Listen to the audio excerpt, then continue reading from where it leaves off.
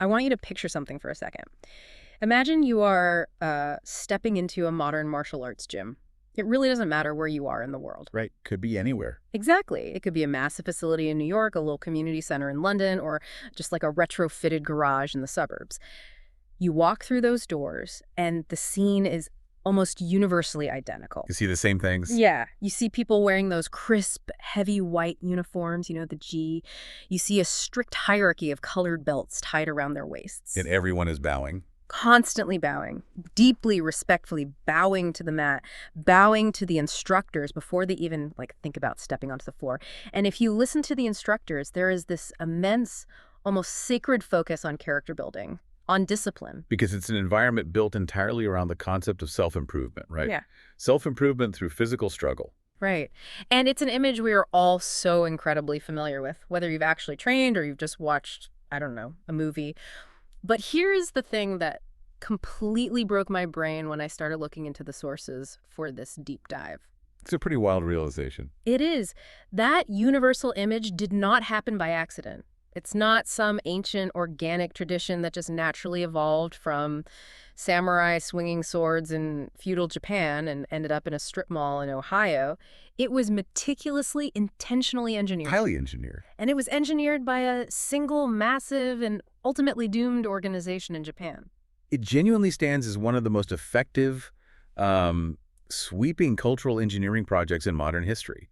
I mean, we have this tendency to look at martial arts practices as timeless, Yeah, we totally romanticize them. Exactly. We think they reach back into the misty past of the warrior class. Yeah. But that highly structured, deeply philosophical system you see in a dojo today, that's a modern invention. It was forged in a crucible of very specific, intense political and social pressures. Which brings us to the core mission of today's deep dive. We are digging into a massive stack of historical archives, translated texts, and analyses to unpack a story that the mainstream has largely just forgotten. It's fascinating history. We are looking at the Dai Nippon Butokukai, or, often just called the DNBK. Yeah. In English, that translates to the Greater Japan Martial Virtue Society. We're going to trace its roots in the late 1800s, explore how it completely rewrote the spiritual foundation of combat. And look at the almost superhuman masters who walked its halls. Right, and then follow its incredibly dark descent into becoming a massive apparatus for World War II propaganda. Okay, let's unpack this. Because you can't just spawn a monolithic organization like the DNBK out of thin air. You need a crisis. Oh, you definitely need an existential crisis. To understand the birth of the DNBK, you really have to mentally place yourself in a Japan that is experiencing profound structural It's panic. like a total identity crisis. Exactly. We have to go back to the Meiji era, starting around the late 1860s. For over 2.5 centuries prior to this, Japan had been ruled by the Tokugawa shogunate. It was an isolated, deeply traditional nation with a strict, frozen caste system. And at the very top of that social pyramid sat the samurai class, the elite warriors. The elite warriors, yes, but also the bureaucrats, the administrators, they were the absolute ruling class. But then the outside world just violently forces its way in. Commodore Perry, right. Western powers, specifically the American fleet under Commodore Matthew Perry, arrive with advanced warships and demand Japan open its borders to trade. And Japan looks at these massive steam-powered ships, these advanced cannons. And they realize instantly that they are technologically and militarily centuries behind the West. It's a massive wake-up call. They Yeah. realize, oh, wow, if we don't adapt right this second, we are going to be carved up and colonized just like the rest of Asia. So that triggers the Meiji Restoration. It's this period of breakneck, almost violent modernization. The government essentially adopts a new national philosophy, which was leave Asia, enter Europe. They want to westernize as fast as humanly possible. They're building railroads, adopting Western clothing, restructuring the military along Prussian lines. And overhauling the legal system. And when a country decides it needs to completely rewrite its identity overnight, the old identity suddenly becomes an embarrassment. It becomes a liability. Right. The traditions aren't celebrated anymore. They are viewed as the very things holding the nation back. And the samurai are the ultimate symbol of that old, backward Japan. They made up about 5 or 6% of the population, and the new Meiji government systematically strips them of everything. Their stipends are cut, their political power is dissolved. And most symbolically, the government passes the Heitere Edict, which, reading about this is just crazy. This is a law that literally bans samurai from wearing their swords in public. Which is wild when you think about it. The sword was the soul of the samurai. It was their badge of authority. It was everything. They lose their top knots, their swords, their status, and as a direct result, the traditional martial arts, the hand-to-hand combat, the swordsmanship, the archery, The stuff they spent centuries refining for actual battlefield survival. it all just plummets in popularity. Yeah. The public views them as barbaric relics. Because why spend 10 years learning how to swing a katana when a conscript with a modern rifle can shoot you from 300 yards away? So the dojos are basically empty. They're completely bankrupt. Masters are destitute, literally doing street performances just to scrape by. The ancient martial arts of Japan are on the absolute brink of total extinction. Hold on, I need to jump in here. If the samurai were just stripped of their power and the entire culture hated the old ways because they were so desperate to be modern, how on earth did the government convince people to start practicing these dead arts again just a few decades later? That's the big question. You don't just go from swords are embarrassing to creating a massive national martial arts society overnight. Well, you need a catalyst to change the national psychology. And that catalyst arrived in 1894 with the First Sino-Japanese War. Japan goes to war with the Qing dynasty of China, primarily over control of Korea. And to the absolute shock of many Western observers, Japan wins. And they win decisively. Because their rapid modernization actually worked. They had the telegraph lines, the modern navy, the conscript army. It worked flawlessly. This victory completely alters the psychological landscape of the country.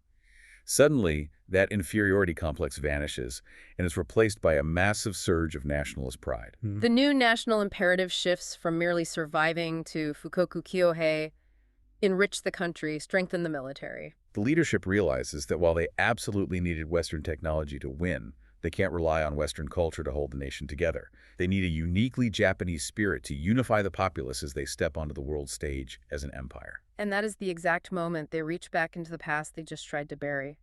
In 1895, riding this high of military victory and nationalist fervor, the Dai Nippon Butokukai is established. And the timing is highly calculated. It's perfect PR. It coincides with the 1100th anniversary of the founding of Kyoto, the ancient imperial capital. They build the organization's headquarters, the Budokuden, right at the Heian Shrine in Kyoto. They are deliberately wrapping this brand new institution in the deepest, most sacred roots of Japanese history. It was formed with the direct backing of the Ministry of Education, the military, and the imperial family itself. So it's officially sanctioned from the very top. Absolutely. Its official mandate was to gather, preserve, and promote the surviving schools of traditional martial arts. But practically speaking, it wasn't just an archival project to remember how to swing a sword. It was a mechanism for forging a unified national identity.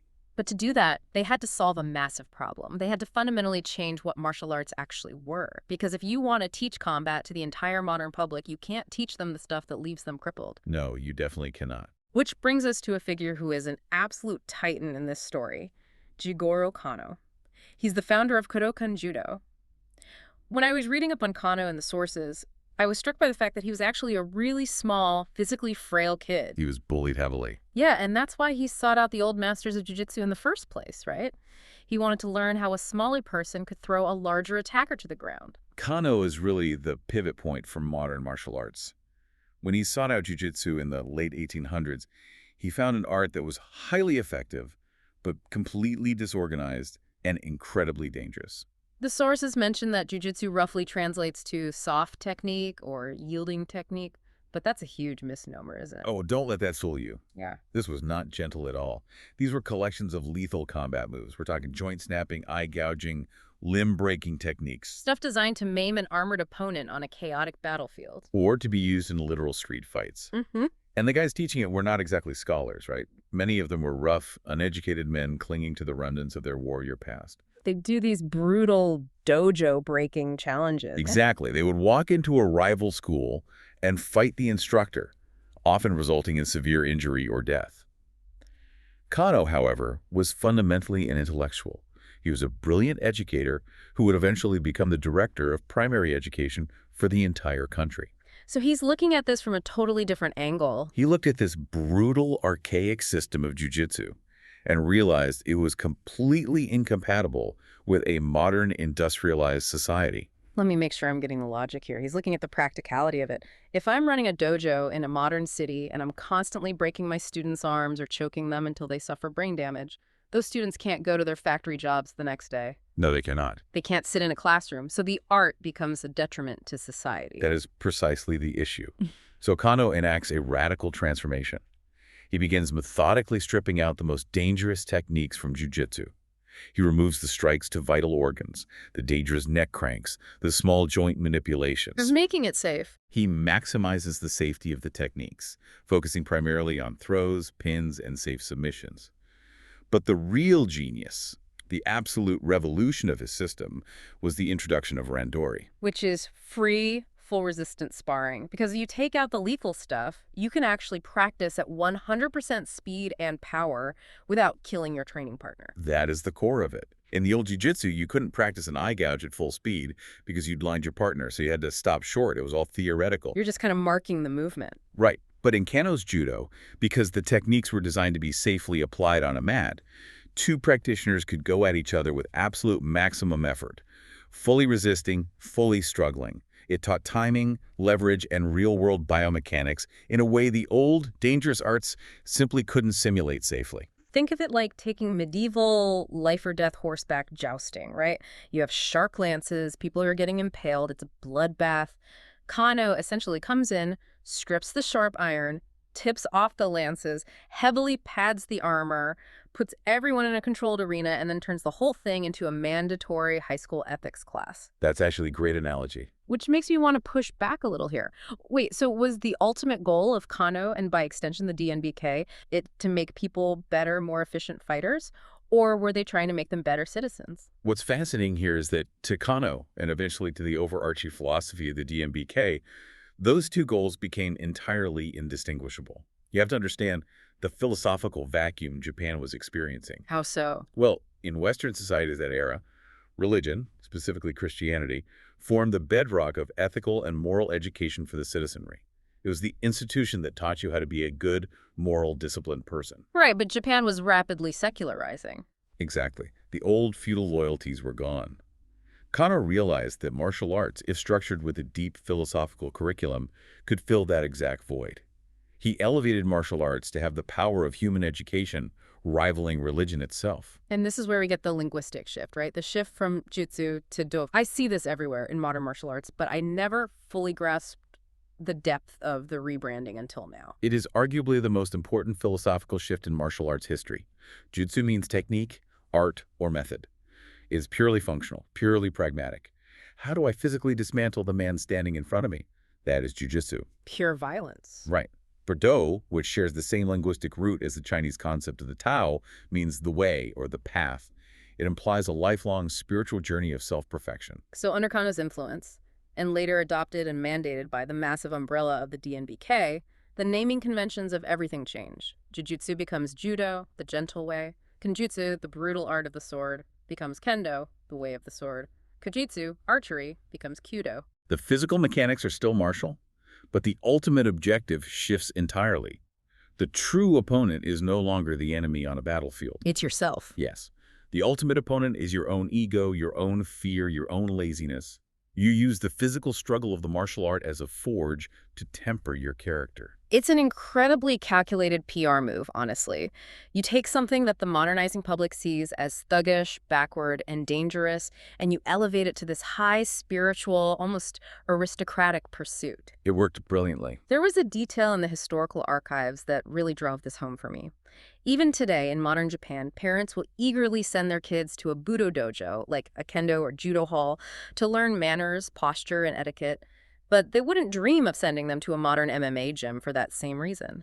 The DNBK completely cemented the idea that a martial artist is, by definition, a person of high moral character. And this philosophical shift from jitsu to do was undeniably successful.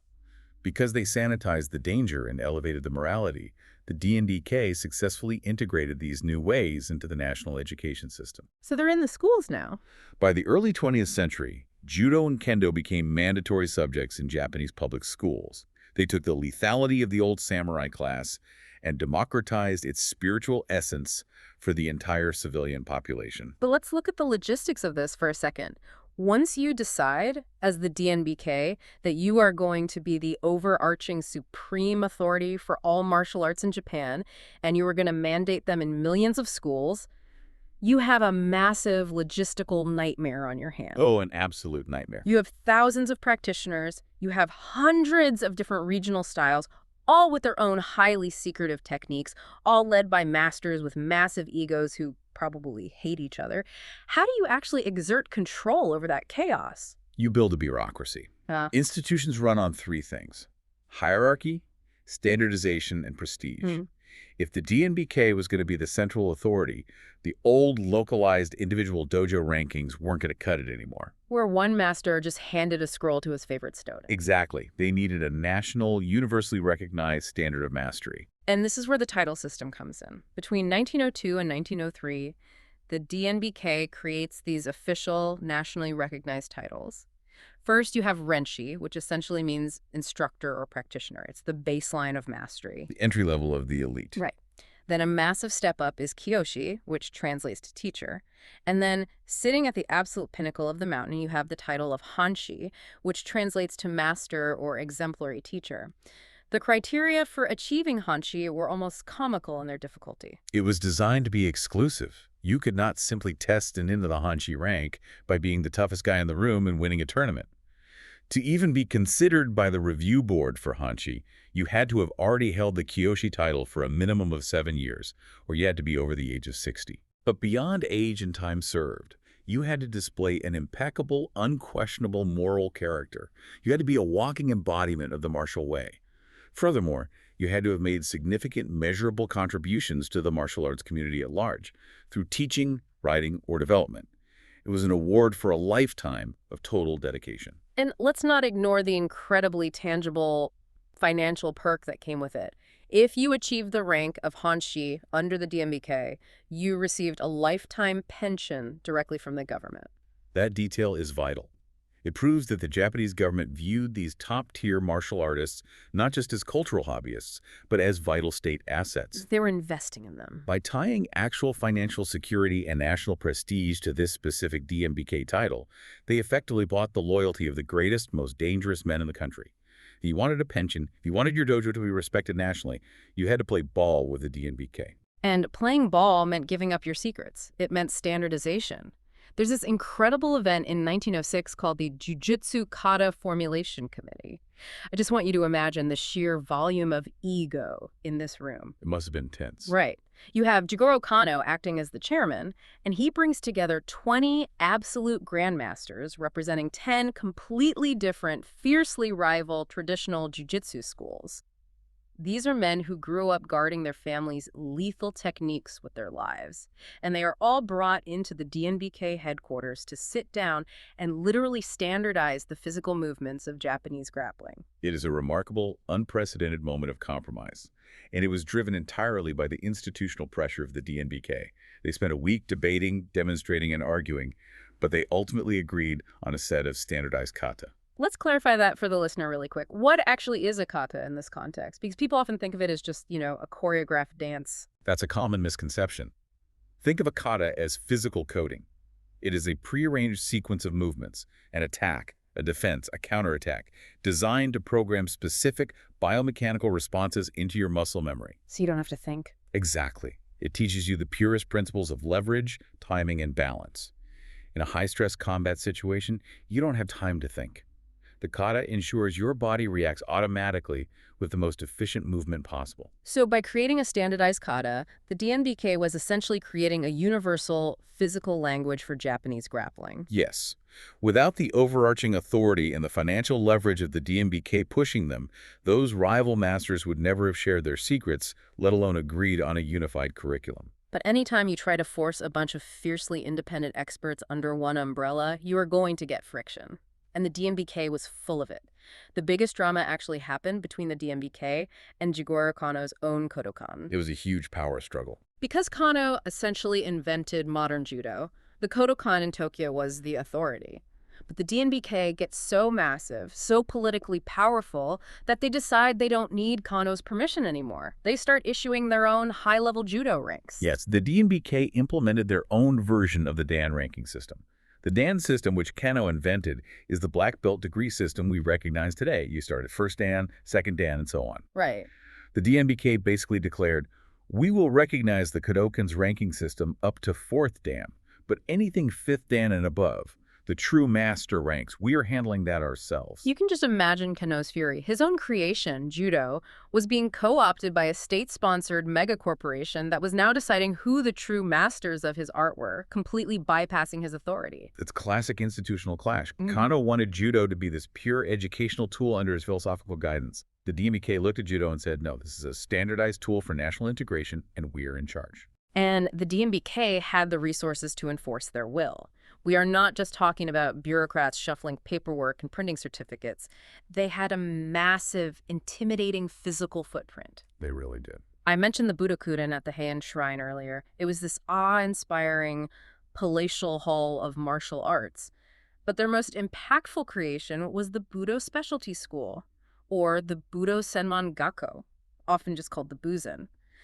This was an elite physical college dedicated entirely to the martial arts. It's basically a martial arts Ivy League.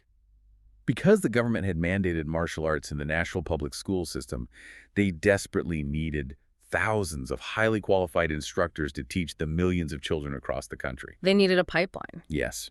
The Budo Specialty School was designed to act as a factory, churning out the most elite, heavily indoctrinated martial arts teachers in Japan. And the accounts of the daily life of these students are terrifying. This isn't just going to gym class for an hour. They are subjected to relentless, bone-crushing physical training under the greatest masters alive. It was brutal. They are doing thousands of cuts with the sword, brutal live grappling sessions, combined with intense academic study of Japanese history and philosophy. They were systematically breaking these young men down and rebuilding them as a modern, state-sponsored warrior class. The DNBK had created a perfectly closed, self-sustaining loop of influence. They set the agenda. They set the philosophical agenda. They standardized the physical techniques through the kata. They trained the teachers at their own elite college. And then they deployed those teachers into every public school in the nation to shape the minds and bodies of the next generation of citizens. It was a masterpiece of social engineering. Okay, so the DNBK has a complete lock on mainland Japan. Judo and kendo are humming along beautifully in the school system. Everyone is falling in line. But then they face a totally unique, almost bizarre challenge. A very unexpected one. And it doesn't come from a rival dojo in Tokyo. It comes from the southern islands of Okinawa. Because Okinawa had its own martial art, and it was brutal, secretive, and culturally completely foreign to the mainland Japanese mindset. Okinawa presents a deeply complex challenge for the DNBK. Okinawa was originally the independent Ryukyu Kingdom. Geographically, it sits right in the middle of the East China Sea, making it a massive maritime trading hub. A crossroads of cultures. Exactly. Because of its location, it absorbed cultural influences from all over Asia, but most heavily from China. And that deep Chinese influence is fundamentally reflected in their martial arts. The native Okinawan combat system was originally just called Tei, which means hand, or Tudi, which translates directly to Tang hand or Chinese hand. That geography is so important because Okinawa was this trade hub. Tei didn't evolve in pristine, isolated monasteries. It evolved in the streets and ports. The archives break this down into 3 major regional schools based on the cities they developed in: Nahate, Shurite, and Tamarite. Right, very distinct regional styles. Tamarite is especially fascinating to me because Tamari was the primary trade port. The locals literally developed their combat techniques by interacting with or fighting against foreign drifters, sailors, and merchants who ended up in the port. It is the ultimate pragmatic, mixed martial art born out of necessity. And that pragmatism made it very different from what the DNBK was doing.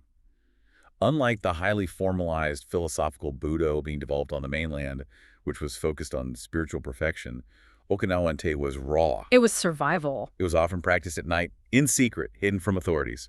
It placed a heavy emphasis on extreme body conditioning.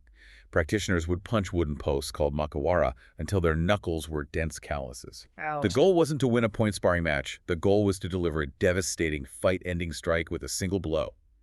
It was not a sport. It was a method of survival against pirates, thugs, and occupying forces. So how does this secretive, underground, knuckle-conditioning island fighting style become a pillar of the very formal, state-sponsored Dai Nippon Butokukai? It happens because of a few visionary pioneers who realized that if their art stays underground, it's going to die. They had to bring it to the light. The big names here are Gichin Funakoshi, who founded the Shotokan style, Chojun Miyagi, the founder of Goju-ryu, and Kenwa Mabuni, the founder of Shito-ryu. Funakoshi is really the tip of the spear in this effort. He was an incredibly interesting figure. He was a school teacher, highly educated, literate in classical Chinese, and he deeply understood the mainland Japanese mindset. In 1916, Funakoshi is invited to perform a demonstration of this Okinawan art at the Kyoto Butokukai. The headquarters of the DNBK. Yes, he is stepping right into the lion's den of traditional Japanese martial arts. He is standing in front of proud kendo masters and elite judo grapplers, showing them a striking art that looks completely alien to them. And they are intrigued by the power of it, but Funakoshi immediately runs into a massive PR problem, the name Tang Hand, or Chinese Hand. In the 1920s and 30s, Japan's relationship with China is rapidly deteriorating. To say the least. Japanese nationalism and imperialism are surging. If you want the Japanese government and the intensely nationalistic DNBK to adopt and fund your martial art, you absolutely cannot walk around calling it Chinese Hand. It would be politically unviable. So the leaders of the Okinawan martial arts community execute one of the most pragmatic, brilliant political rebrandings in cultural history. Between 1929 and 1936, they make a collective decision to change the written kanji characters of their art. Just a slight tweak on paper. They drop the first character, Tang, meaning China, and replace it with a different character that is pronounced the exact same way, Kara, but translates to empty. So Tang Hand becomes Empty Hand. Correct. It's like a modern corporate rebrand trying to survive a PR disaster. Think of when British Petroleum rebranded to BP.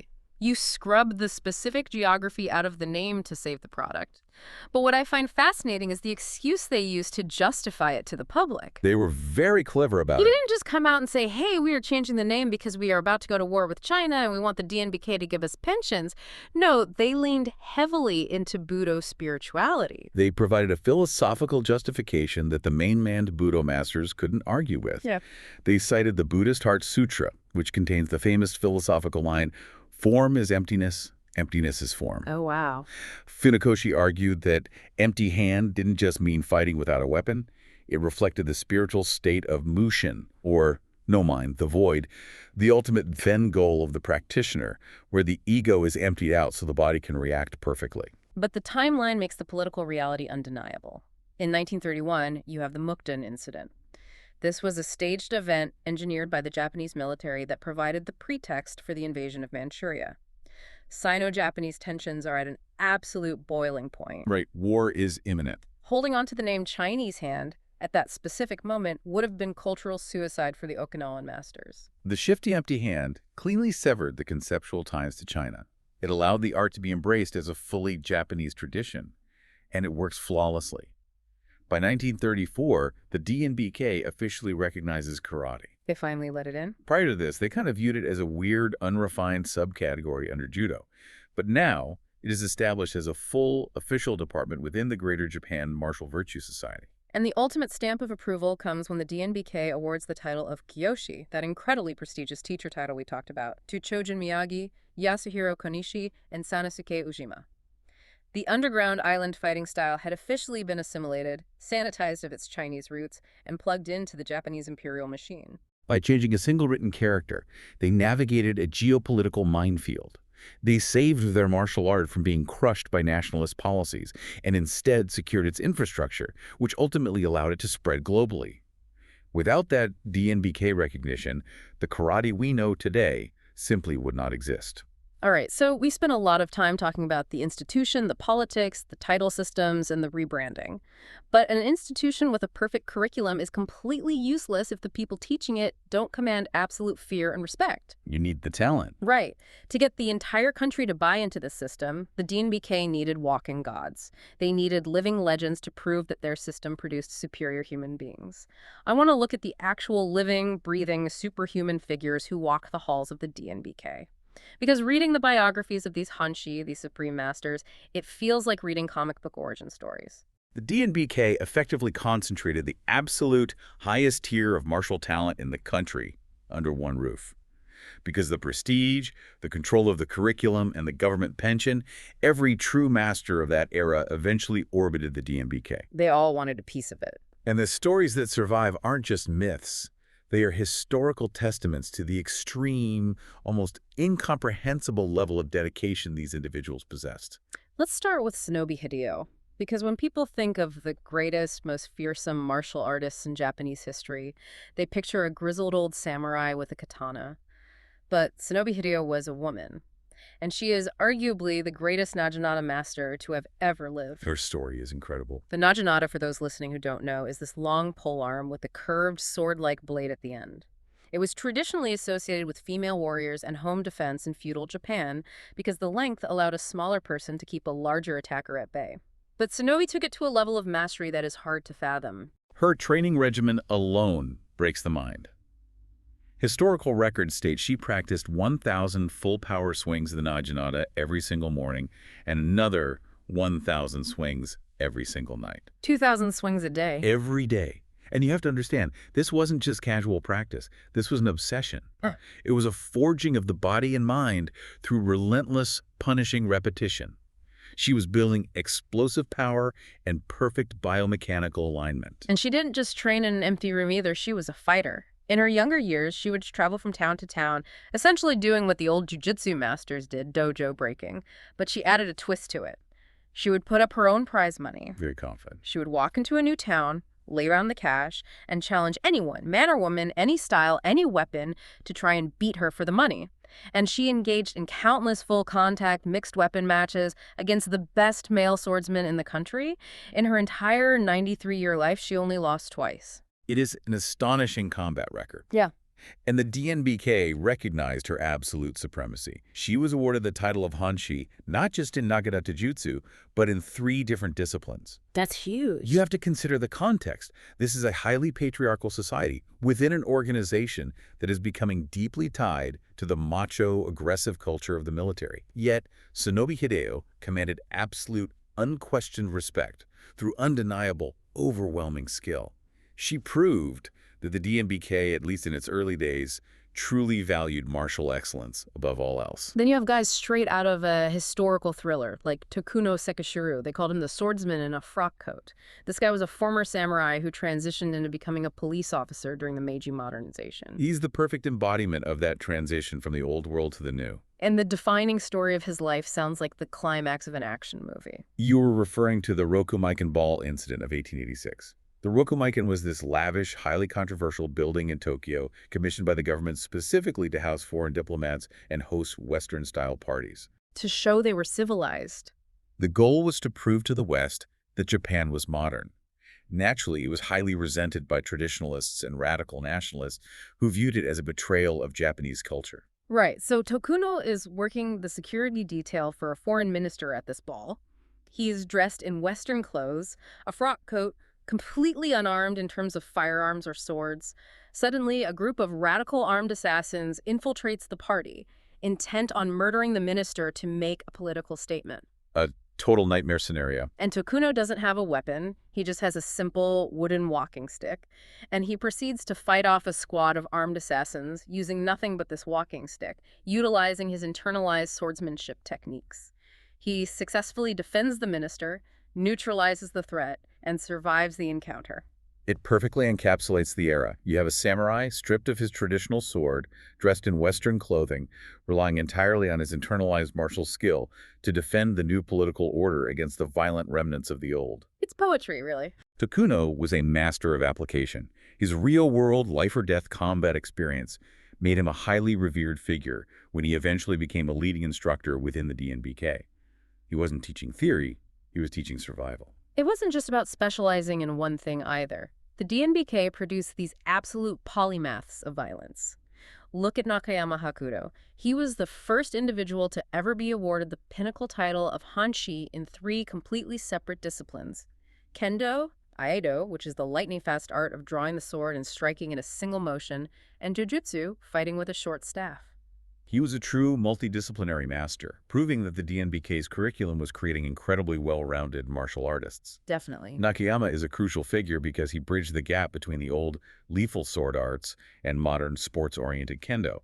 He was instrumental in developing those standardized kata for the DNBK. But more importantly, he trained extensively in tameshigiri, real, live blade test cutting on bamboo and straw targets. With an actual sharp katana. Yes. He ensured that even as kendo evolved into a safer practice using bamboo swords and armor, the underlying mechanics, the edge alignment, and the lethal spirit of using a real razor-sharp katana were not lost in the translation. And we can't talk about the DNBK masters without mentioning the judo monsters they harbored. Ushijima Tatsukuma, known as the Demon, and his student Kimura Masahiko. Ah, Kimura. If you are listening to this and you follow modern MMA or Brazilian Jiu-Jitsu, you know the name Kimura. He is the man who traveled to Brazil in 1951 and completely dismantled Helio Gracie, the founder of Brazilian Jiu-Jitsu. The reverse shoulder lock that Kimura used to snap Gracie's arm is literally called the Kimura today in every gym in the world in his honor. His legacy is massive. And Kimura's lineage, his terrifying physical strength, and his flawless technique were forged right in the highly competitive ecosystem of the DNBK under his master Ushijima. It highlights a very important point that is easy to forget. The DNBK may have pushed the philosophy of of character building, etiquette, and spiritual perfection, but they never, ever lost sight of absolute devastating combat effectiveness. They still needed fighters. They wanted their citizens to have high moral character, but they also wanted them to be the most dangerous, capable people in the room if a fight broke out. And that intense desire for a dangerous, capable, unquestioning populace takes us into the darkest chapter of this story. Because from this golden age of legendary masters, polymaths, and character building, the DNBK mutates. It does. As the world plunges toward global conflict in the 1930s and 40s, the DNBK becomes a massive, terrifying tool for authoritarian government control. This transition doesn't happen overnight. It's a gradual subversion of Kano's ideals, but it accelerates rapidly as Japan enters the Pacific War. The government looks at the DNBK and realizes that an organization with millions of disciplined, physically capable, fiercely loyal members is far too valuable to be left as an independent cultural foundation. They need to weaponize that structure for total war. Exactly. By 1942, this isn't just a martial arts club anymore. The 1942 reorganization completely guts the organization's independence. It's like the President of the United States suddenly taking direct control of the NFL, the NCAA, and every high school sports program to prepare for World War III. That is an apt comparison. It was a hostile takeover orchestrated from the very top of the government. In 1942, the DNBK is stripped of its civilian leadership and placed directly under the joint control of 5 major government ministries: the Ministry of the Army, the Ministry of the Navy, the Ministry of Education, the Ministry of Home Affairs, and the Ministry of Health and Welfare. 5 ministries. And to ensure absolute, unquestioning compliance from top to bottom, the sitting Prime Minister of Japan, General Hideki Tojo, personally assumes the role of President of the DNBK. The Prime Minister, a military general leading the country into World War II, is running the Martial Arts Federation. That alone tells you everything you need to know about the shift in purpose, and the membership swells to an astonishing 2.24 million people. It is no longer an elite club for dedicated martial artists. It is a massive civilian militia in waiting. Wow. The focus shifted entirely from individual self-perfection to national defense and total war mobilization. The government saw the cultural cachet of martial arts, the deeply ingrained concepts of loyalty, endurance, self-sacrifice, and obedience to a master, and decided to inject that ideology into every single citizen. They transformed the dojo from a place of learning into a center for ideological indoctrination. I want to dive into the primary source material here because reading the actual words written by the DNBK leadership during this time is chilling. It shows you exactly how the propaganda functioned. I have translated excerpts from a 1943 publication called Butoku, which was written by the director of the DNBK, Saburo Ishii. This is a very revealing text. And before I read this, I want to be incredibly explicit with you, the listener. We are examining this purely as a historical document. We are not taking sides, we are not endorsing this rhetoric, and we are not judging the morality of the actors involved. Sure. We are impartially analyzing the mechanism of how a government weaponized culture for war. Yes, it is vital to approach this text objectively, as a lens into the psychological warfare of the era. The rhetoric is intense, but analyzing it is necessary to understand how the DNBK was utilized by the state to control the populace. Okay, here is what Director Ishii wrote, and this was distributed to millions of members. He says, the outlook of the war situation is expected to become increasingly steep and severe. The enemy, America and Britain, are cowardly and base, using any and all means without hesitation. We must maintain an unyielding, rock-solid determination, a spirit that will never waver even if the heavens and earth are turned upside down. Heavy stuff. He goes on to state that the best way to cultivate this hara, this firm, gut-level determination, is through the absolute elevation of Budo. If we break down the mechanics of this text, we see a complete intentional perversion of Kano's original vision. Kano wanted Budo to build character for the betterment of a peaceful society. Ishii is explicitly stating that the purpose of Budo is to create citizens who will unflinchingly endure the horrors of a losing war. Just weathering the storm. The concept of hara, the gut, historically viewed in Japan as the center of spiritual and physical strength, is being cultivated here solely so the populace will not break under Allied bombing and rationing. It is a mechanism for endurance. Ishii takes it even further in the text. He pushes this concept of the martial spirit for all citizens. He writes, "Whether or not one physically trains in a dojo, all citizens must at the very least learn from the spirit of Budo. Developing this recognition and understanding of Budo is absolutely necessary for carrying out the coming decisive battle." It's all about the mindset now. He's basically saying you don't even need to know how to throw a punch or swing a sword anymore. You just need to possess the fanaticism of a warrior. That is the ultimate danger of state-controlled ideology. They successfully decoupled the philosophy of martial arts from the physical practice. You didn't need the discipline of 1,000 swings a day like Shinobi Hideo. You just needed to blindly obey the state with the same absolute loyalty a samurai showed their feudal lord. Just compliance. Exactly. The DNBK, operating under Tojo's direction, became a vast mechanism for ideological indoctrination, systematically preparing the entire civilian population, including women and children, for a final, catastrophic, suicidal defense of the homeland. Which brings us to the inevitable climax of this dark trajectory. The war ends. Japan is defeated.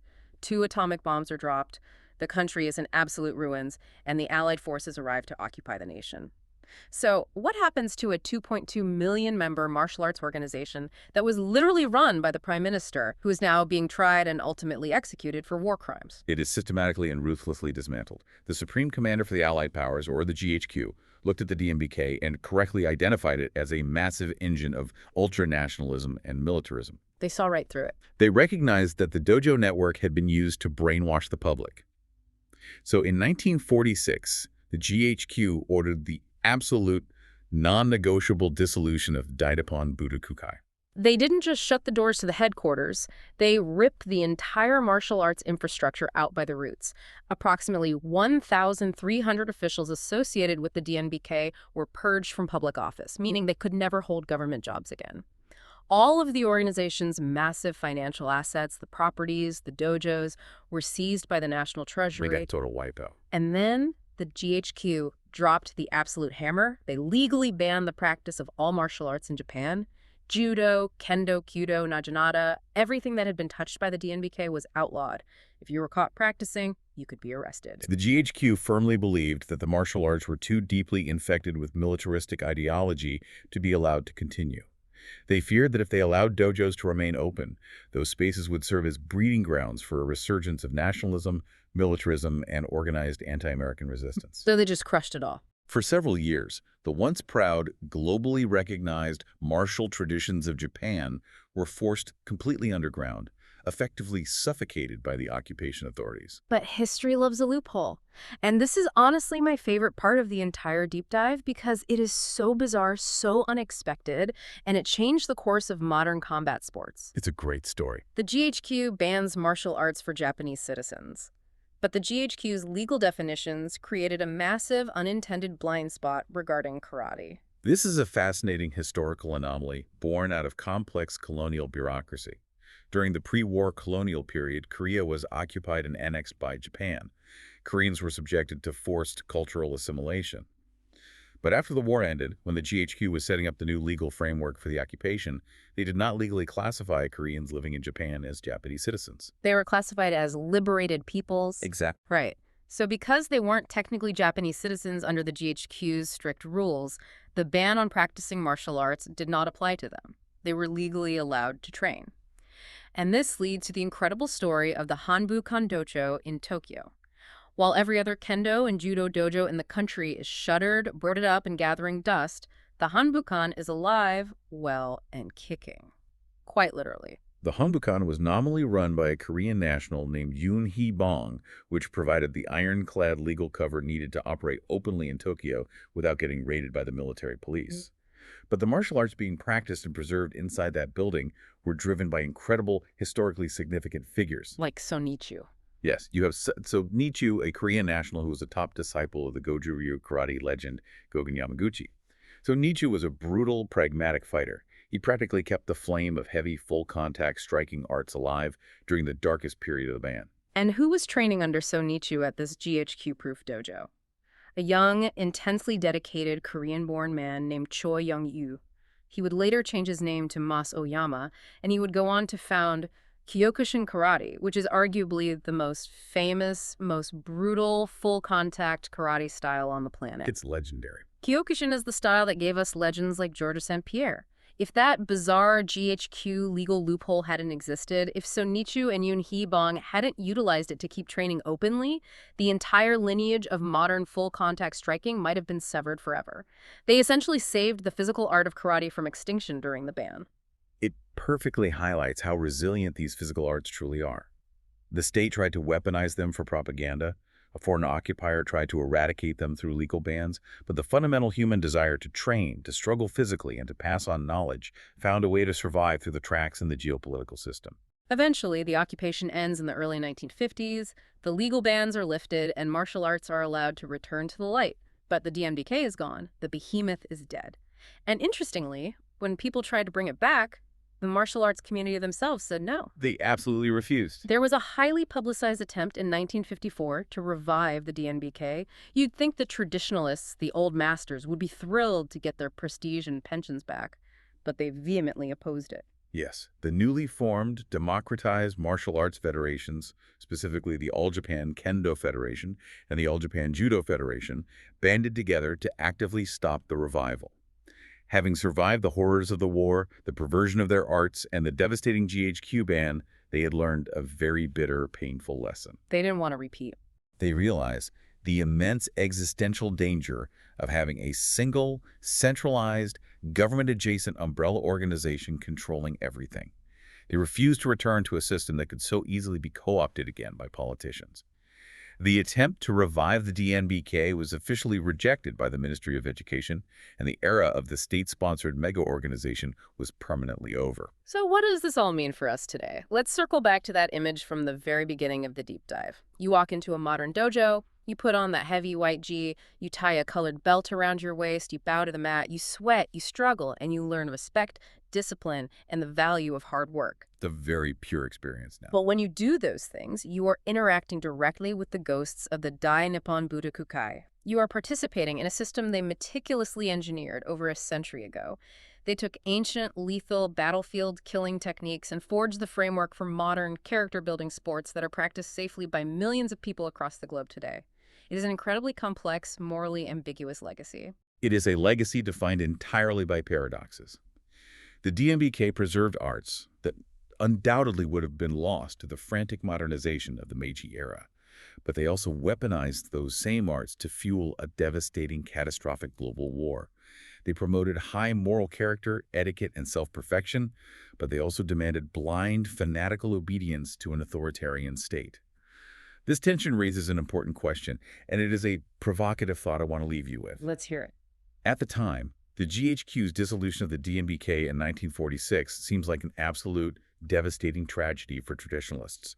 The destruction of their beautiful headquarters, the purging of their legendary masters, the outright banning of their arts, it felt like the final end of Japanese martial culture. Right. But consider this counterfactual. If the DNBK had somehow survived the war intact, if it had remained this massive, state-sponsored, deeply nationalistic monolith controlling all martial arts, would Japanese martial arts have ever been embraced by the rest of the world? That's a huge what if. Would millions of people in America, Europe, and South America be practicing judo, kendo, and karate today if those arts were still tightly controlled by the very organization that authored World War II propaganda? Did the absolute destruction of the Dai Nippon Butokukai actually save the soul of Japanese martial arts, freeing them from the suffocating grip of the state and allowing them to evolve and spread across the globe as sports of peace and personal development? That is a wild thought to end on. Sometimes the complete destruction of the institution is the only thing that can save the art itself.